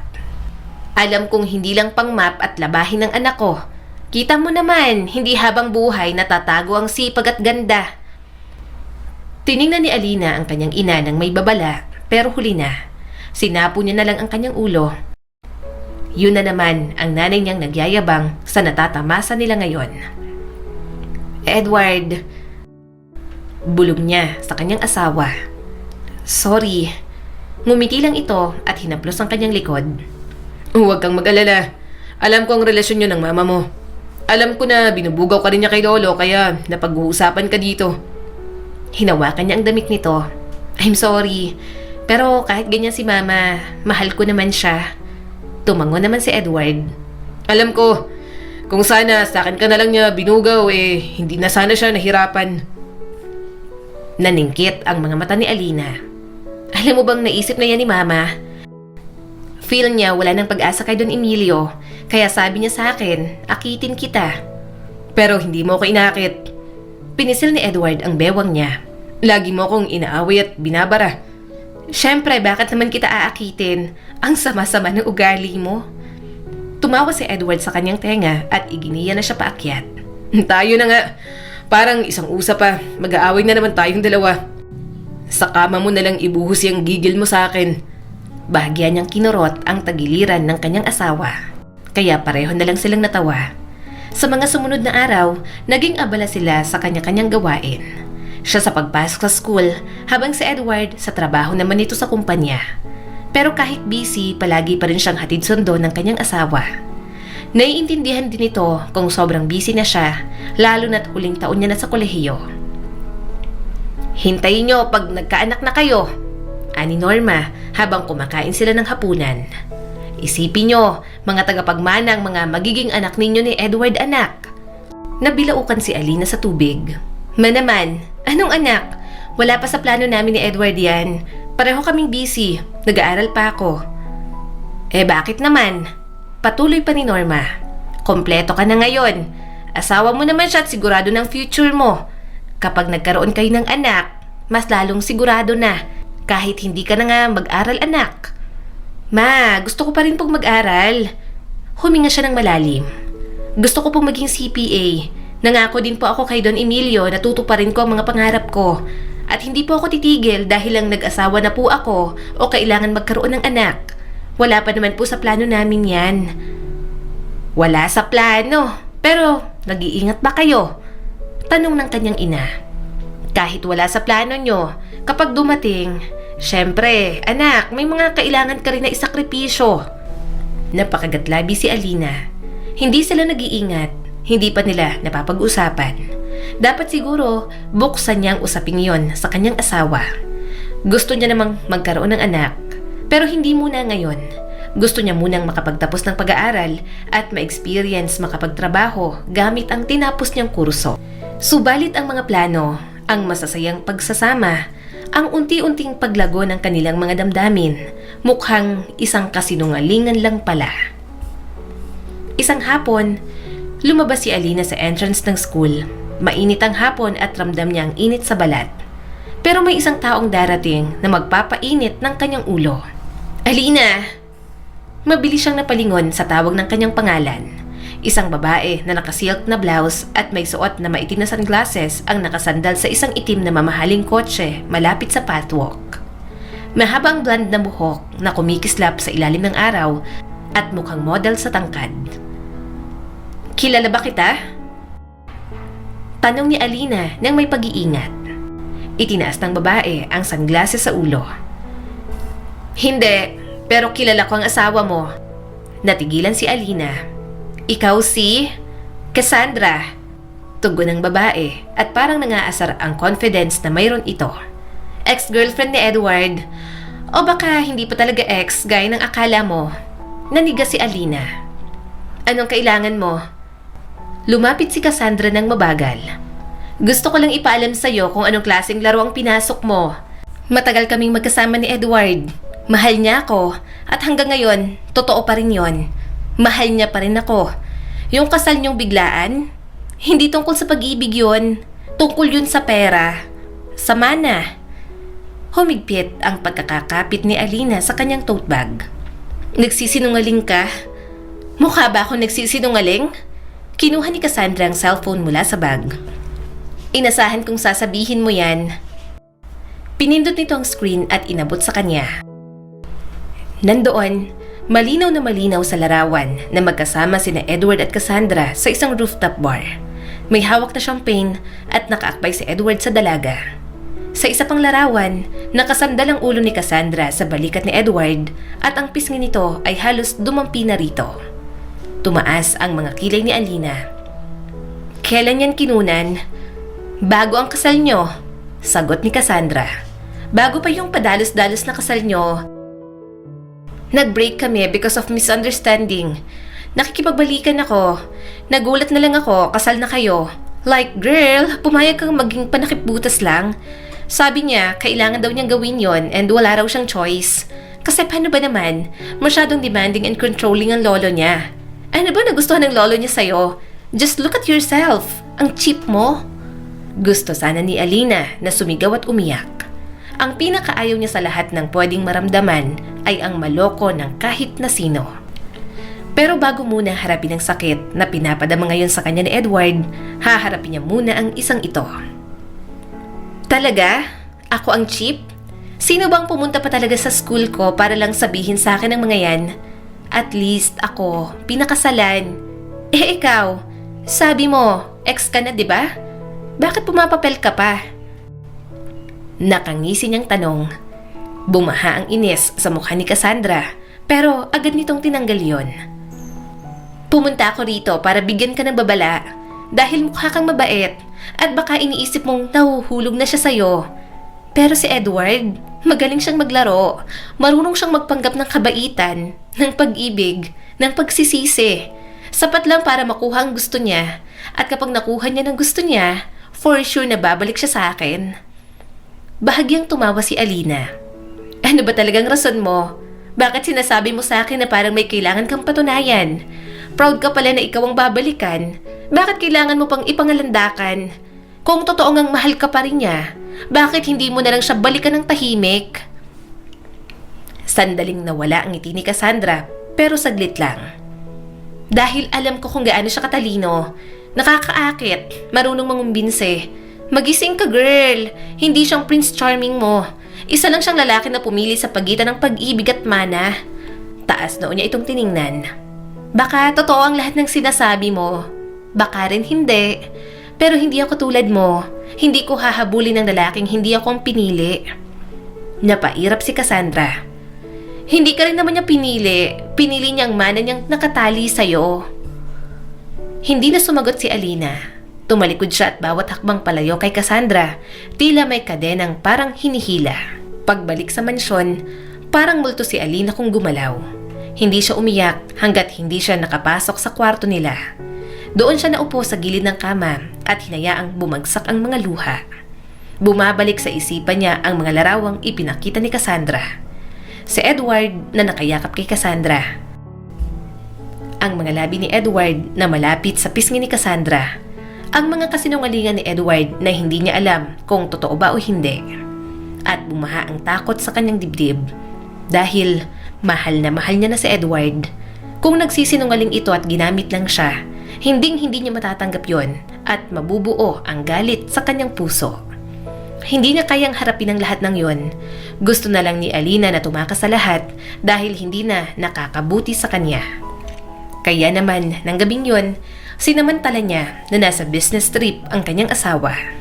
Namalayan na lang niya na nakasakay na siya sa bus. Nakaupo si Alina sa may bintana, nakasandal ang ulo sa salamin at dinadama ang lahat ng sakit. Hindi niya naman talaga gusto ng mga pagbabagong yon, pero sa isang iglap, nagbago na lang dahil sa mga kondisyon ni Don Emilio. Pagod na siyang masangkot sa mga rosaryo. Palagi na lang nakadikit sa pagkatao niya ang mga ito. Kahit nga ang sariling ina, palaging tinutulak siya roon. Hindi siya matahimik, kaya lalayo na lang siya. Pinagmamasdan niya ang mga palayan na nadaraanan, ang hamog na bumabalot sa mga bundok sa malayo. Umalis siya ng walang paalam, nang walang nakakaalam. Hahanapin kaya siya ng kanyang asawa? Siguro, hindi na. Sa kanyang backpack na mahigpit na nakasara, naroon ang mga pera na na-withdraw niya. Kasama rin doon ang kanyang mga ID. Bumili rin siya ng bagong cellphone, nagbura ng social media accounts at nagpalit ng number. Binura niya na ang sarili. Wala ni isa sa mansyon ang nakakaalam kung nasaan siya. Hindi ang kanyang ina, hindi ang mga kasambahay, lalo na hindi si Edward. Dumating siya sa San Isidro, isang bayang wala ni isang mall at tahimik na parang walang tao. Doon niya napiling manirahan. Makalipas ang isang linggo, nakapag-adjust naman siya sa buhay. Napansin niyang walang nagtitinda ng mga ulam doon, kaya yon ang ginawa niyang negosyo. Nagtayo rin siya ng maliit na bigasan para may pagkakitaan. Kinalimutan niya na ang pangarap niyang maging CPA dahil baka makita niya pa si Edward sa mundong iyon. Hanggang isang araw, nagsuka si Alina. Hindi isang beses lang, hindi dahil sa panis na pagkain at paulit-ulit pa. Sa una, sinubukan niyang kumbinsihin ang sarili na baka pagod lang siya. Pero lumalakas ang kutob niya na baka buntis na nga siya. Kaya nang makumpirma ni Alina, mas lalong gumuho ang kanyang mundo. Gayunpaman, alam niya sa kanyang sarili na handa siyang palakihin ang batang yon ng mag-isa. Ate, sa akin, isang adobong pusit saka isang order ng gulay. Sabi ng sunod na customer na dumating. Mabilis naman si Alina sa pagsandok ng mga ulam na nilalagay niya sa plastic. Sige, saglit lang. Saka pala 3 kanin ate, dagdag pa nito. Tumango naman siya habang binubuhol ang mga plastic na may lamang mga ulam. Tanghalian na kasi kaya marami nang bumibili sa kanya. Malapit siya sa school kaya talagang may mga suki na. Basang-basa ng pawis ang kanyang mukha at leeg. Sumasakit na rin ang kanyang likod. Pero masarap ang pagod. Pagod ng trabahong pinili niya, ng buhay na siya mismo ang bumuo. Nag-iingat na lang siya dahil alam niyang may bibi na siya sa katawan niya. Nang humupa ang mga customer, naghanda na siya sa pagliligpit. Pero isang tinig ang kanyang narinig. Alina! Natigilan ang kanyang kamay sa gitna ng pagsandok. Nahulog ang sandok sa kaldero at dahan-dahan siyang lumingon. Nakatayo si Edward sa gilid ng tindahan niya. Hingal na hingal at may alikabok pa sa pantalon, tagaktak ang pawis sa sentido. Napako ang mga mata nito kay Alina na parang baliw, desperado at puno ng isang damdaming hindi pa niya nakita kay Edward noon. Punong-puno yun ng hinanakit. Anong ginagawa mo rito? Umalis ka rito! Mariing sabi ni Alina at binilisan ng pagliligpit. Lumapit si Edward ng isang hakbang. Anong ginagawa ko rito? Talaga? Yan ang tanong mo sa akin? Talagang nandito ako dahil nilayasan lang naman ako ng asawa ko. Nawala lang ako ng ilang araw. Malalaman kung umalis ka ng mansyon. Hindi mo sinasagot ang mga tawag ko. Naglayas ka na pala. Pinahanap kita at natagalan dahil ayaw mong magpa-trace. Yun naman pala, nandito ka sa liblib na lugar na to. Nasiraan pa ako ng sasakyan papunta rito. Bakit ka umalis? Bakit mo ako basta iniwan? Dinampot niya ang isang lalagyan habang nanginginig ang mga kamay. Umalis ka dito. Kaya nga umalis ako kasi ayaw kitang makita. Tapos nandito ka ngayon? Hindi gumalaw si Edward. Hinanap kita kahit saan. Akala ko may nangyari na sa'yo. Please, umuwi na tayo. Nakakabaliw tong ginagawa mo. Anong problema? Kung may problema, sabihin mo sa akin. Please. Sinamaan niya ito ng tingin. Hindi ako uuwi. Ito ang gusto kong buhay. Dito na ako. Ayokong umuwi sa magulong buhay na binigay niyo sa akin ni Don Emilio. Pinaniwala mo kung may binubuo tayong totoo. Hinahalikan mo ako, niyayakap na para may ibig sabihin. Pinakasalan mo ako, Edward, pero niloko mo lang ako. May ibig sabihin yun. Sigaw nito pabalik. Hindi kita lolokohin. Please, linawin mo. Dahil kahit mamatay ako sa harap mo ngayon, nagsasabi ako ng totoo. Hindi kita niloloko. Mahal na mahal kita. Natahimik si Alina sa sinabi nito. Yun ang unang beses na narinig niya kay Edward na sabihin yon. Sobrang lakas ng tibok ng kanyang puso na parang aalpas na yon sa kanyang dibdib. Mahina itong nagmura at umiwas ng tingin. Nang muling humarap sa kanya, bakas na ang sakit at nangingilid na ang luha sa mga mata. Mahal na mahal kita, Alina. Asawa kita tapos lalayasan mo lang ako ng ganito. Puno ng hinanakit at pagtatampo ang boses nito. Masama niya itong tiningnan. Sinungaling ka? Bakit nandun ang ex mo sa labas ng eskwelahan namin? May dalang mga litrato nyo. Mga kuhang ilang linggo lang bago ang kasal natin. Ilang linggo bago ang kasal, may namamagitan na sa atin, di ba? Kaya sinungaling ka. Hindi ako naniniwala na mahal mo ko. Umawang ang bibig ni Edward. Hindi yun ganun. Hindi kita niloko, Alina. Sinabi niyang pinakasalan mo lang ako para sa mana. Hindi ko ginawa to para sa mana. Pinakasalan kita dahil binago mo ko. Pinaramdam mo sa akin ang mga damdamin na kahit si Cassandra hindi nagawa yun. Nagsusumamong sabi ni Edward. Mapakla siyang tumawa. Galing mo naman. Prinaktis mo yan habang bumabiyahe papunta dito? Hindi. Ginulo nito ang buhok at gustong-gusto na siyang hawakan. Oo, naging kami ni Cassandra. Pero tinapos ko na bago pa man ang kasal. Bago pa tayo magkamabutihan. Maniwala ka naman sa akin. Hindi ko kayang maniwala. Bakit? Hindi mo ba ako mahal? Takot na takot nitong tanong. Alina, please, umuwi na tayo. Asawa kita. Pag-usapan natin to ng mahinahon. Kung may problema, pinag-uusapan at hindi dapat umaalis agad. Umalis ka na? Mariing sabi ni Alina.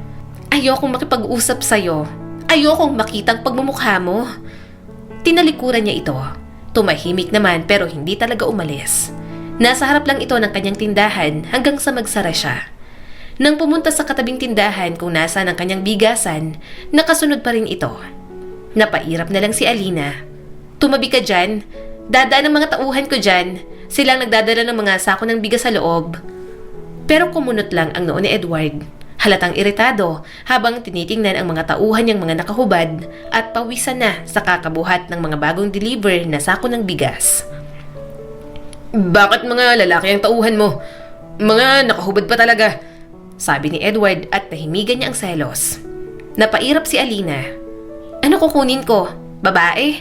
Mukha bang kaya nilang mga sako ng bigas? Mas lalo itong nairita. Tanggalin mo sila. Ako ang gawin mong tauhan mo. Nanlaki ang mga mata niya. Ayoko. Umuwi ka na sa inyo. Hindi kita kailangan dito. Hindi ako alis dito. Nagsimula na si Edward na tanggalin ang mga botones ng damit nito at biglang naghubad sa kanyang harapan. Nandito ang asawa ko. May mga tauhan na mga nakahubad. Sa tingin mo, mapapalayas mo ko? Hindi mangyayari yun. Sa katawan ko lang pwede kang tumingin. Sa akin lang. Napalunok si Alina. Hindi niya alam kung sa hormones niya lang ba yun, pero naaakit siya sa katawan ng kanyang asawa. Bahagya niya itong itinulak. Ngumisi naman si Edward at tumulong na sa pagbababa ng sako ng bigas. Habang nanonood sa pagdiskarga, napairap na lang siya. Mukhang hindi talaga siya lulubayan ng asawa niya hanggat hindi siya napapauwi. Pinakain niya ng mga tauhan pagkatapos ng trabaho. Binigyan niya rin ng pagkain si Edward at baka mahimatay pa sa gutom. Kaso, ang walang hiya niyang asawa, pumasok sa loob ng bahay niya at gusto siyang kasabay kumain. "Pinapasok ba kita rito? Umalis ka nga!" Pagtataboy ni Alina. Napanguso naman ito at umupo sa silya. Ang liit ng tinutuluyan mo. Umuwi ka na lang sa mansyon. Ang kama mo ang liit. Kasya ba tayo dyan? Tumaas ang isang kilay ni Alina. "At sino may sabing patutulugin kita rito? Lumayas ka't umuwi ka na." Napakagatlabi ito at nagsimula ng kumain. Ayoko. Nahihirapan ako matulog kapag wala ka. Kung ayaw mo akong katabi, kahit sa sahig na lang ako matulog. Kapag umuwi ka, naisip ko, kapag may mga business trip ako, isasama na lang kita. Nadala na ako. Baka pag uwi ko, wala ka na naman. Hindi na siya nakapagsalita sa mga sinabi nito. Hindi niya kasi alam kung paano haharapin ang problema. First boyfriend niya si Edward na naging asawa niya agad. Hindi rin siya mabilis humanga sa mga lalaki. Lahat ng pinapadama sa kanya ni Edward bago sa pakiramdam ni Alina, kaya kapag nasaktan, hindi niya alam ang tamang gawin. Napatili siya nang hilahin siya ni Edward paupo sa kandungan nito. "Ano ba?" Aalis na sana siya, pero pinigilan nito at mas hinigpitan ang hawak sa kanya. Dito ka lang. Miss na kita.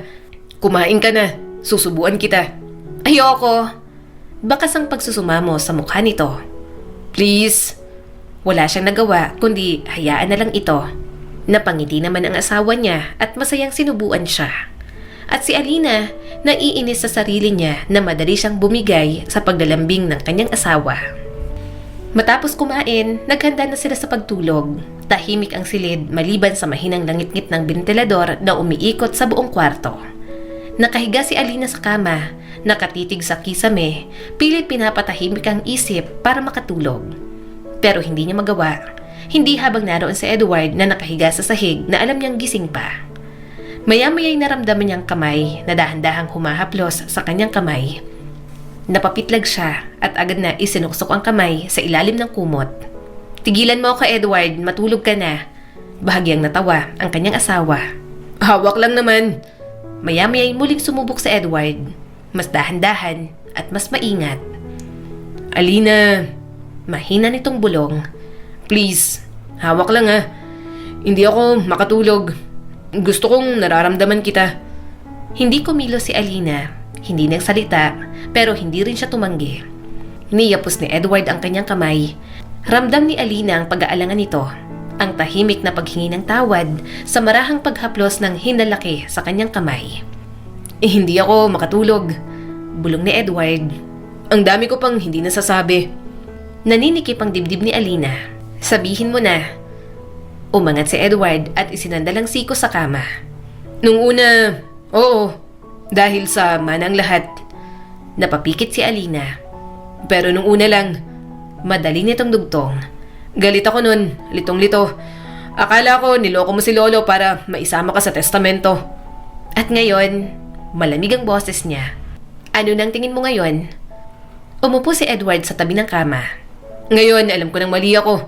Sa lahat, sa'yo, sa sarili ko. Sa isang punto, Alina, mas inabangan ko ng tawa mo kaysa sa mana. Ang luto mo kaysa sa mga meeting sa opisina. Ang boses mo kaysa sa lahat ng ingay sa mundo. Pero may Cassandra ka. Mariin niyang singit. Tumigil si Edward sa paghaplos ng kanyang kamay. Si Cassandra, bahagi na lang ng nakaraan. Oo, minahal ko siya noon. Pero tapos na. Hindi ko siya muling hinanap. Hindi ko alam na sisirain niyang lahat. Sabi niya hindi pa kayo tapos. Umiling agad ito. Nagsinungaling siya. Humarap si Alina sa asawa niya. "Gusto kong maniwala sa'yo. Talagang gusto ko. Pero may mga litrato siya. Ebidensya. Kayong dalawa, ilang linggo bago ang kasal." Isang beses ko lang siyang nakita. Pumunta siya sa opisina. Sinabi ko na tapos na kami at ikakasal ako sa'yo. Kahit walang mana. Ang mga litrato na yon, matagal na yon. Hindi pa ako nahuhulog sa'yo. Mahina nitong pag-amin. Tumingin si Alina sa kanyang mga kamay. Hindi na gumagalaw ang hinalaki ni Edward. Nandun lang at matagal na dinadama ang balat niya. Nasaktan ako, mahina niyang bulong, dahil mahal kita. Sobra. Doon tumigil saglit ang paghinga ni Edward. Tiningnan siya nito na para bang binigyan niya ng isa pang pagkakataong mabuhay. Akala ko makakalimutan kita. Tuloy ni Alina. Umalis ako, binurang number mo, lahat ng alaala. Ayoko na ng kahit anong connection sa inyo kasi napapagod na ako sa tingin ng mga tao sa akin. Pero gabi-gabi, naririnig ko pa rin ang boses mo sa panaginip ko. Ramdam ko pa rin ang haplos mo. Mahal din kita. Nanginginig ang boses ni Edward. At patawad kung pinagdudahan mo yon dahil sa mga ginawa at mga sinabi ko nun. Napalunok si Alina, saka inalis ang kamay mula sa asawa niya at inilagay yun sa tiyan. Kumunot ang noo ni Edward. Alina, Buntis ako. Pag-amin niya rito. Nalaman ko ilang linggo na nakakaraan. Namuo ang mga luha sa mata ni Edward. totoo ba? Magkakaanak tayo? Umalis ka pa. Tumango si Alina. Oo, pero nandito na ako nang malaman kong buntis ako. Natawa si Edward, isang hindi makapaniwalang tawa, puno ng luha at tuwa at walang paalam na niyakap siya ng dahan-dahan. Nanatiling matigas si Alina sa ilang saglit, pero kalaunan, sumandal siya sa asawa niya. Parang nakatagpo ng ligtas na kanlungan ng puso niya matapos magpakalunod sa sakit. Umiiyak ka. Bulong ni Alina dahil ramdam niya ang luha nito sa pisngin niya. Umiiyak ako kasi binigay mo sa akin ang lahat. Anas ni Edward. At munti ko pang mawala. Lumayo ito ng bahagya para hawakan ang mukha ni Alina. Alina, ang batang to, patunay to. Patunay na totoo tayo. Na hindi pera ang dahilan. Na hindi ito kailanman tungkol sa mana. Buong-buo na nahulog ang damdamin ko sa'yo. Hinila na siya ni Edward pahiga. Sinamaan niya naman ito ng tingin. Doon ka pa rin sa sahig. Napangiti si Edward at umiling. Mahal mo ko kaya hindi mo ko hahayaang sa sahig matulog. Bago siya dalawin ng antok, bumulong si Edward sa kanya. Mahal kita, Mrs. Rosario. At mahal ko rin ang anak natin. At sa unang pagkakataon, mula nang siya'y tumakbo palayo, bumulong si Alina pabalik. Mahal din kita, Edward. Sa mga lumipas na araw, umuwi na nga silang mag-asawa. Ang negosyo niya ron, hinabili niya na lang kay Aling Cora. Kawawa naman kasi ang mga tauhan niya na mawawalan ng trabaho. Huminto ang sasakyan sa harap ng engrandeng entrada. Bago pa sila makababa, bumukas ng marahas ang pintuan. Mabilis na lumabas si Norma na bonggang-bongga na naman ang outfit kahit nasa bahay lang. Alina! Sigaw ni Norma habang lumuluha. Bumalik ng anak ko! Buwisit ka? Bakit bigla kang naglayas? Dahan-dahang bumaba si Alina. Maingat at pinangangalagaan ang batang nasa sinapupunan. Inalalayan din naman siya ni Edward. Ni hindi pa siya nakakapag-react nang yakapin siya ni Norma ng mahigpit. Umatras si Norma at tinitigan siya. Mabuti at napilit ka nitong asawa mo na umuwi na. Ang dami nating kailangang ayusin, Alina. Ang dami kailangang pag-usapan. Pero una muna, pumasok ka. Ako pa mismo ang nagluto ng kare-kare at sinigang na paborito mo. Sobrang daldal ng kanyang ina na nakakarindi na. Nagkatinginan na lang sila ni Edward at parehong natawa. Magdonya-donyahan na ang kanyang ina. Wala na siyang pakialam. Yun lang naman ang gusto nito. Tumingin si Alina sa mga katulong sa pintuan. Wala ni isa sa mga ito ang mukhang mapanghusga. Sa katunayan, ang ilan ay ngumiti sa kanya. Isang uri ng respeto na hindi niya nakuha noon pero binibigay na sa kanya ngayon. Maghahanda para saan? Tanong ni Norma. Ngumiti si Edward at hinawakan ang kanyang kamay. Baka kasalan ko po sa simbahan, Mama. Bibigyan ko ng magarbong kasal at baka tumakbo na naman kapag may problema kami. Mahirap kapag naglayas ulit. Buntis pa naman po ang asawa ko. Tuwang-tuwa si Norma at mas excited pa sa kanya. Napailing na lang si Alina at marahang tumawa. Matagal niya nang pinatawad ang kanyang ina. Hindi niya naman kasi inaasahang magiging perpekto ito. Isa pa, saksi si Alina sa mga naging sakit at paghihirap ni Norma sa papa niya noon. Kaya kahit na binubugaw siya nito noon kay Don Emilio, hindi niya pa rin magawang iwanan. Kahit ganoon ang ugali ni Norma, itinaguyod pa rin siya nito. Pasalamat na lang talaga siya at hindi yon sinamantala ni Don Emilio. Yun naman pala, siya ang napupusuan para sa apo nitong si Edward. Pagkatapos ng kasal, ilang buwan lang ang lumipas ay nanganak na nga si Alina. Babae ang naging panganing nila at halatang daddy's girl pa. Masyadong ini-spoil ni Edward kaya siya ang naging mas mahigpit sa pagpapalaki. Hinayaan din siya ni Edward na mag-aral, kaya nakatapos siya at naging CPA pa rin. Pero ilang taon lang nagtrabaho at tumigil na rin dahil mas gustong mag-focus sa mga anak. Anong nangyari sa Han? Natatawang tanong ni Alina nang madatnan si Edward na puro makeup ang mukha at maraming hair clip sa buhok. Napabuntong hininga ito. Hirap kapag naka-leave sa trabaho. Gusto ko magpahinga pero pagising ko, ganito na ang ginawa sa akin ni Mira at Sarah. Tumabi siya rito at hinalikan ito sa pisngi. Okay lang, ang ganda mo nga eh. Sinamaan siya nito ng tingin. Maganda pala. Napatili si Alina nang bigla siyang binuhat ni Edward at hinagi sa kama. Tawa siya ng tawa habang naguhubad sa harap niya ang kanyang asawa. Kaso, bigla itong natigilan at ibinalik ang mga damit nang biglang kumatok ang mga anak nila. Mommy, dito po kami matutulog ni Ate Sarah. Mommy, ang ganda po ni Daddy, no? Sunod-sunod na sabi ni Mira habang tumatabi na sa kanya sa kama. Napatingin siya kay Edward. Hindi niya napigilang tumawa. Wala itong nagawa kundi ang humiga sa tabi nila at hinayaan ang mga anak nila na linisin ang mukha nitong punong-puno ng makeup. Ang diin naman anak. Mahinang reklamo ni Edward. Daddy, huwag kang malikot. Humiga ng maayos si Alina habang pinagmamasdan niya ang kanyang pamilya. Napupuno ng kagalakan ng kanyang puso. Salamat kay Don Emilio na hulog siya sa buhay na yon. Salamat sa Diyos at binigyan siya ng masayang pamilya na nagbibigay sa kanya ng mga masasayang alaala. Ang kwentong ito ay nagpapaalala sa atin na ang pag-ibig, subukin man ng kahit na anong balakid at pagsubok, kaya pa ring maghilom at muling umusbong.